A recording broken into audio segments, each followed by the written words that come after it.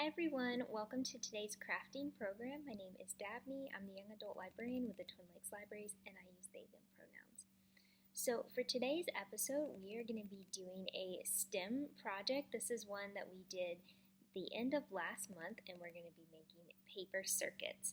So this is a activity that was developed by PLIX at MIT. So in your little take-home craft bags, you're going to find this little zine they put together about doing paper circuits. There's also a website at the end where you can find out more about this particular activity. You can also find like more activities on the website for like different STEM projects you might want to try at home. So this one, we're not going to go through like step by step how to make it. I want y'all, like, if you read this wonderful zine, it's going to give you all the information, and it's really great. But if you don't know what a paper circuit is, essentially, what we are making is we're using this copper tape, which is really cool. So it's copper, you peel off the back, stick it down, and it's just like copper on paper. I love it. So you're going to be making a circuit.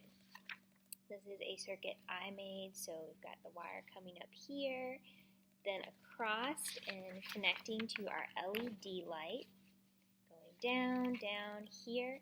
This is where we have a battery. So, and you know, if you're like, this is all outlined right here. Battery side down, positive side goes here. Okay, it's working.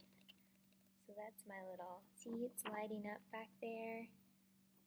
You maybe can't see in this light, but maybe from a distance. It's lighting up the LED. So this is from Pac-Man with the ghost. There's the back to show you. And there's holding down here.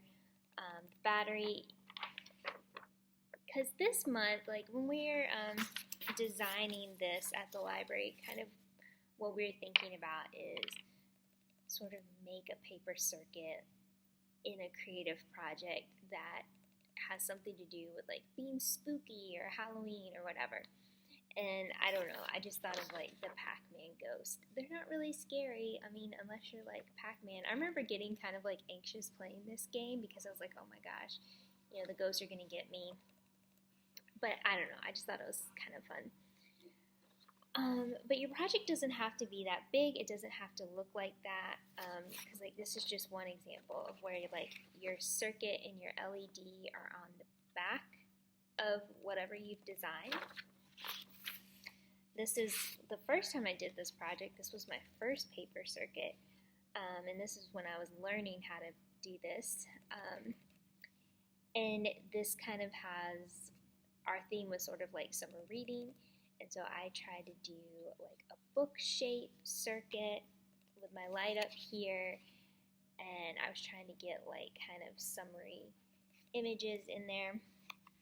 This circuit doesn't really work anymore as far as lighting up.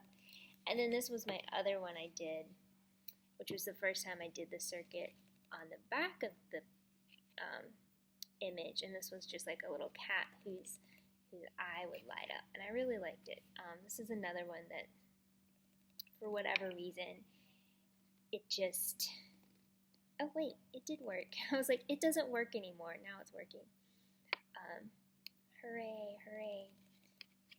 So those are just some examples, but I would say, you know, with your take-home craft bag, we're going to have the zine, we're going to have a battery for you, very important. We're going to have like a length of copper tape, so that's all you're going to have to work with. We're going to have some sheets of paper for you. You're going to have your own markers, pens, pencils at home. And then in here,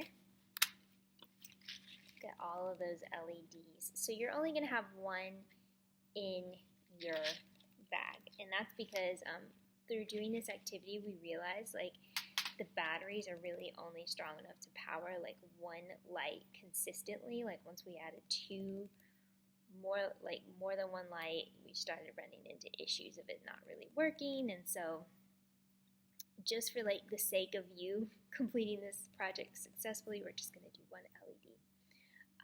One thing I'll point out to you is your LED has these little prongs sticking up, and one is shorter than the other. That is important for your circuit. It'll say here, like when you have your LED, you're gonna, bend the prongs out. Just remember which one is the short one, long one, because it's gonna affect how your circuit goes. So it says like here, short leg, here's the long leg. So again, definitely read these through, keep it at hand when you're making your circuit, and you should be good. And like I mentioned, so you're only going to have like one length of copper tape to work with. So I would say before you start like cutting up the tape and putting it down, get your design like drawn out, and then sketch out the circuit. Like figure out how your circuit is going to be laid out, either like on your design or behind your design. Sketch this and then do the tape over the top of it. That way you can kind of know like, okay, I only have this much tape, this is how long the pieces should be. The other thing with the paper circuits, you're folding the edge of your paper, so like here, the end of the circuits, and then it's folding over so it can like touch the battery, which is going to be right here. You also have to keep that in mind when doing your design. Like know that it's going to have to be part of your circuit. It's going to have to be at like one of the corners, so like you can fold that up. Very important to remember. So yeah, that's kind of it. And I think this is like a really, really fun activity, and it's kind of, not your standard thing you would typically do, and you generally wouldn't have this stuff at home. Like I don't think I've ever had LED lights before like this, and so I was like, this is really cool, and it's a good opportunity to learn about how circuits work. And one thing, we had a student here when we did this program in August who knew like quite a lot about circuits and helped troubleshoot some of the problems we were having. And at one point we were like, the light connection wasn't very good, and so the student was like putting their fingers like on, like here, like over where the little prongs were taped down, kind of showing like that helped boost the connectivity, and I was like, that's so cool. So I definitely wanted to know more about that. So yeah, this kind of project is very open-ended. It can be, think about it, get creative. I would say like kind of brainstorm and do some sketches like ahead of time before you get started. And it could be something that has like a collage aspect. You could print out some pictures, make a collage with them, make something spooky, like you could do so many things.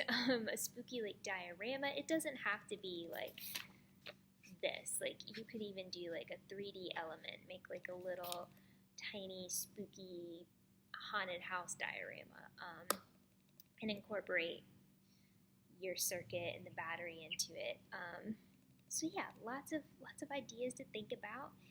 And yeah, again, all of these materials are going to be in your take-home craft bag, which you can pick up at the Mary Vinson in the teen room, or you can come by the Hancock branch if you want. We have a limited edition, so we're only doing 5 of these. So first come, first serve. Also pick up one of these calendars with our October teen events and come visit us at the Hancock branch. Alright, see you next time. Bye.